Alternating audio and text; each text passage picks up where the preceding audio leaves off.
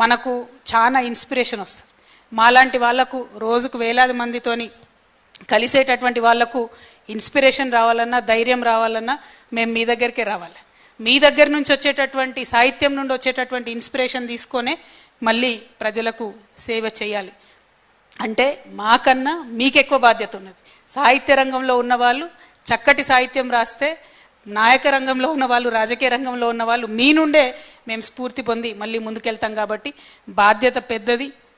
ఏదో ఇది చిన్నది కాదు, కెరీర్ కాదు, టైంపాస్ కాదు, అవార్డు కోసమో శాల్వా కోసమో చేసేది కాదు.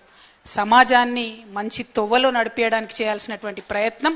కాబట్టే కవిత్వాన్ని సీరియస్గా తీసుకోవాలి, కాబట్టే సాహిత్యాన్ని సీరియస్గా తీసుకోవాలి.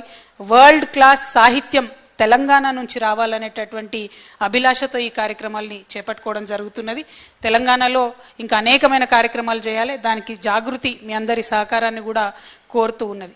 ఎందుకోసం నేను ఈ మాట చెప్తా ఉన్నా అంటే, ఇవాళ ముఖ్యమంత్రి గారు ఒక మాట నిన్నను మొన్నను ప్రకటన చేయడం జరిగింది. రాష్ట్ర ప్రభుత్వం ఏమని, జూన్ 2వ తారీఖు రాష్ట్ర అవతరణ దినోత్సవం సందర్భంగా తెలంగాణ యువకులందరి కోసం ఒక కార్యక్రమాన్ని పెడతా ఉన్నామని చెప్పారు.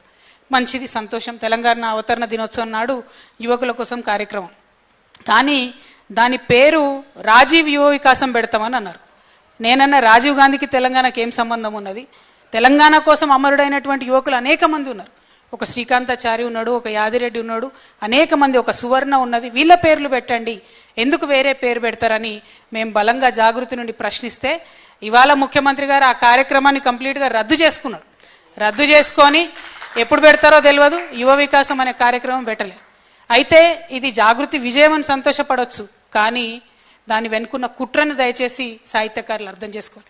అంటే కార్యక్రమాన్నైనా రద్దు చేసుకుంటాం, కానీ తెలంగాణ అమరవీరుల పేరు మాత్రం కార్యక్రమానికి పెట్టము అనేటటువంటి పరిపాలన జరుగుతున్నటువంటి రోజు. కాబట్టి ఖచ్చితంగా జరుగుతున్నటువంటి ప్రతి మోసం మీద మనం గలం విప్పాలి. అది సాహిత్యకారులైనా, రచయితలైనా, రాజకీయ రంగంలో ఉన్న వాళ్ళైనా, ప్రతి ఒక్కరం కూడా